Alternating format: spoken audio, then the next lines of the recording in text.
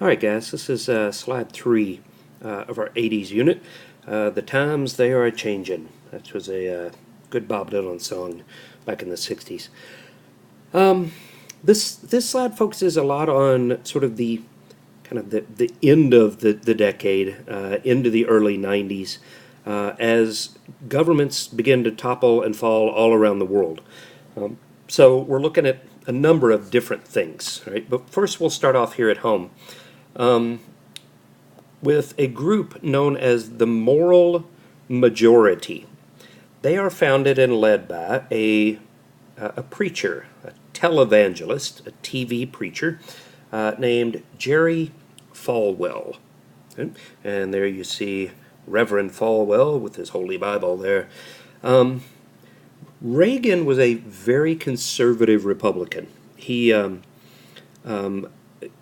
And it appealed to the religious right, conservative religious Protestants in particular. The moral majority preached against abortion, against feminism, against gay rights, against sexual permissiveness, and Reagan bought into all of that. So in Reagan, Falwell sees his guy, that he can actually accomplish some things.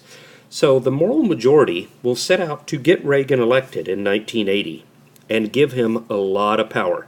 In its first 2 years of existence, the moral majority will register almost 3 million new voters, and every one of them is voting Republican. So it's in large part to thanks to the moral majority and Jerry Falwell that Reagan gets elected and has as much power as he does. Okay? Now, once he is in power as president, Reagan is going to have a big effect on the Supreme Court. Reagan will appoint, it's either 3 or 4, but it's no more than 4, Supreme Court justices. So the court will take a very conservative turn under Reagan. Remember, he has a Republican Congress to support him here, so he can get conservative judges appointed. Among the Supreme Court justices that Reagan appoints, and there's several of them, is the first female Supreme Court justice, a woman by the name of Sandra Day O'Connor, and that's her picture there. Sandra Day O'Connor will be the first female Supreme Court justice. Not the last, but she is the first, appointed by Reagan. Reagan has a big effect on the court. It's a very conservative court by the time he leaves office. Now, Reagan will serve out his 8 years, and we'll talk about him here again in just a second, but he serves out his 8 years as president, which brings us to the 1988 election. The Republicans will nominate George H.W. Bush. George H.W. Bush. This is the father, Bush the elder. Reagan's vice president for 8 years. Republicans will nominate him, and the Democrats are going to have a free-for-all. There are 7 contenders fighting to be the Democratic nominee. The press starts calling them the 7 dwarves. All want to be the Democratic nominee. But the guy left standing at the end is Massachusetts Governor Michael Dukakis. He's Greek in heritage. That's the name, Dukakis. And he's going to have an uphill battle to begin with because the economy's great. Reagan was very popular. So they figure, well, let's stick with this. So Bush is going to be popular. But Dukakis will make a good race of it. That is until this happens in the upper right-hand corner. Okay? In order to sort of make himself look, tough, military leader, commander-in-chief, and all that, Dukakis sort of poses for this photo op. And this shows you just how shallow a country we are, that this turns the election, but it really does. This photo appears on the cover of Time magazine and in newspapers all across the country. Dukakis, he's riding in the top of a tank, and he puts this gunner's helmet on, which would have looked kind of cool, except that he does up the chin strap really tight there, and his face is all squished together, and his eyes are all squishy, and he looks just goofy. And Americans look at that and kind of snicker. That's funny looking. He could be our president. And then he's not. Bush will win an easy election, 426 to 111. So Republicans will retain control of the White House. Not so much Congress. They're going to lose some strength there. But George H.W. Bush will become our new president. All right. Now, let's look at what's going on around the country here, around the globe, sorry, not the country, around the world. In 1, 2, 3, 4, 5 different places here. First of all, let's talk about China. Okay? The government center of Beijing is known as Tiananmen Square. And there you see it on your slide there, how it's spelled. And as the 1980s went on, students in particular in China began to demand more and more freedoms. Now remember, China is a communist country. Mao is gone by now, but they are no less ruthless on human rights. Okay? But Chinese students are demanding more freedoms, more rights, more human rights. Protections for people. And the government had started to crack down on them. Every day, for months, thousands of students would show up in Tiananmen Square to protest the government's abuses of human rights. Okay. Well, on the eve of a visit from the Soviet Union, Moscow is visiting. Okay, Khrushchev is coming. Or not Khrushchev, Lord, we are way past him, sorry. Gorbachev. Gorbachev is coming to visit China. Now, this is a huge deal because China and the Soviet Union don't like each other. But maybe they can start to get on a little better footing. And the last thing China wants is the Soviet Union seeing them as weak. And student protesters in Tiananmen Square will not look good. Okay.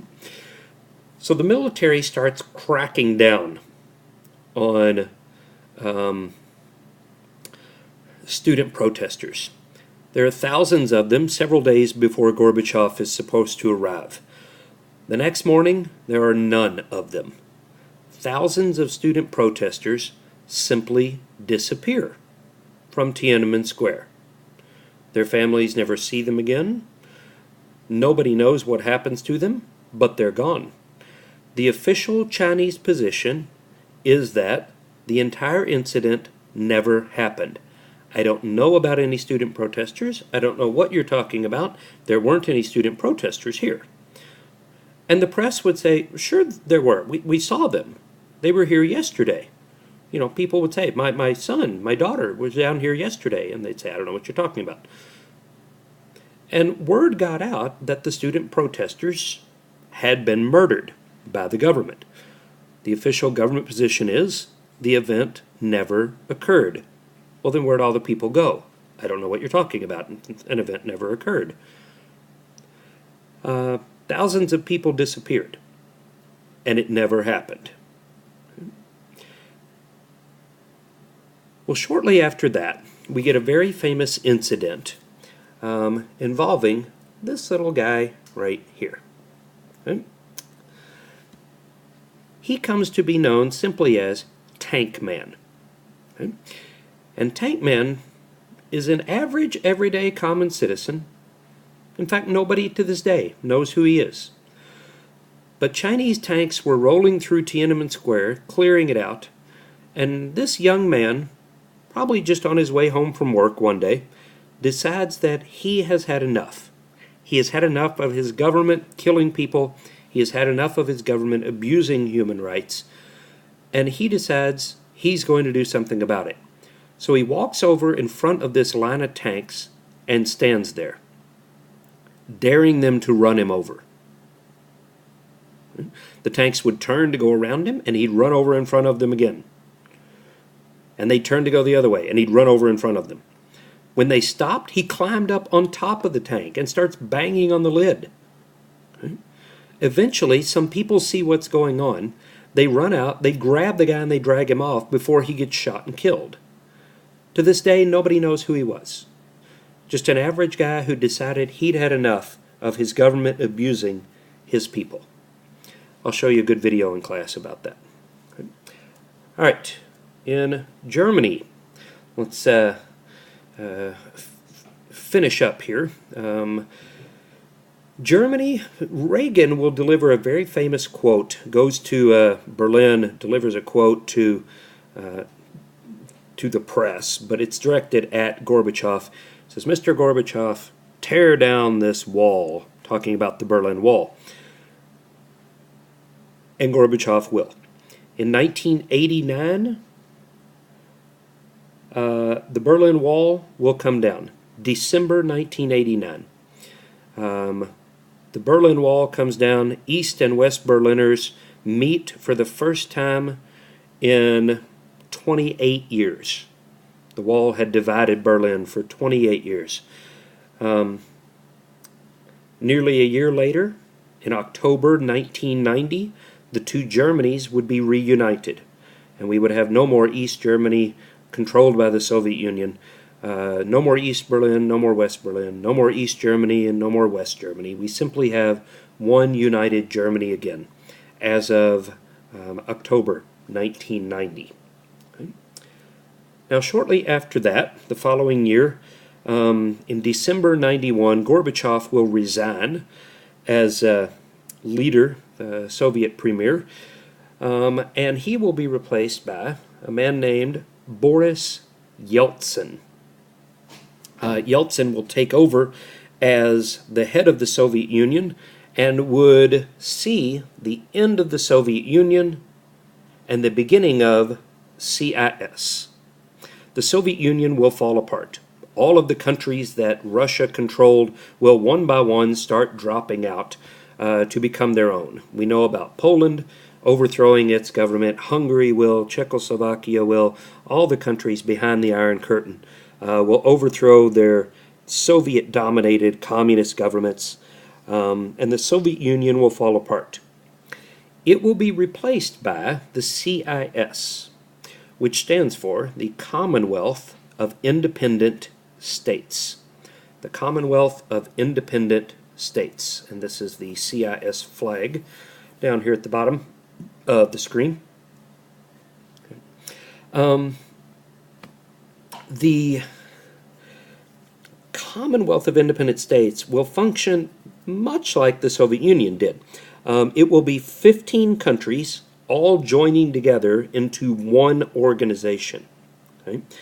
Most of the old Soviet republics, except the only difference is now they are joining because they're choosing to join, not because Russia has taken them over. And they will all have an equal voice, an equal say. They don't have to do what Russia tells them to do anymore. Everybody has an equal say.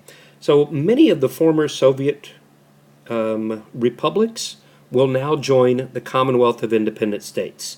That is in December of 91. The CIS is formed. Today, currently, there are 12 countries in the CIS. Okay. In South Africa, we see a whole new movement coming to an old movement coming to an end, thanks to some new people. That old movement is called apartheid, and apartheid is the it's the official South African policy of racial segregation. Racial segregation was the law. Whites controlled everything, even though blacks made up a majority of South Africa as a country. But that will all come to an end. Okay? In 1990, okay, when a man named Nelson Mandela was freed from prison. Mandela had long spoke out against apartheid, and it got him sent to prison for 27 years. 27 years Mandela was in prison for speaking out against apartheid. The South African president at the time decided that they'd had enough. It was time for a change. Apartheid needed to come to an end, and Mandela needed to be freed. So the president at the time, a man named de Klerk is his last name. You don't have to know that. But he will free Mandela. Comes out to huge celebrations all over the country. And Mandela would once again take up his fight to end apartheid, and de Klerk would agree. Apartheid would officially be ended as the policy of the government, so racial segregation officially comes to an end. Much like with the U.S., though, it's going to take a few years for that to actually become practice. But Mandela, 4 years later, in 1994, Nelson Mandela would become South Africa's first black president. Okay. And lastly here, in Nicaragua, if you'll recall from our last slide, you had the whole fight between the Sandinistas and the Contras and all of that. Free elections would eventually be held in 1990, and the Sandinistas will be kicked out of office, so communism will come to an end in Nicaragua. A free democratic government is put into place. So, the times they are indeed a-changin'.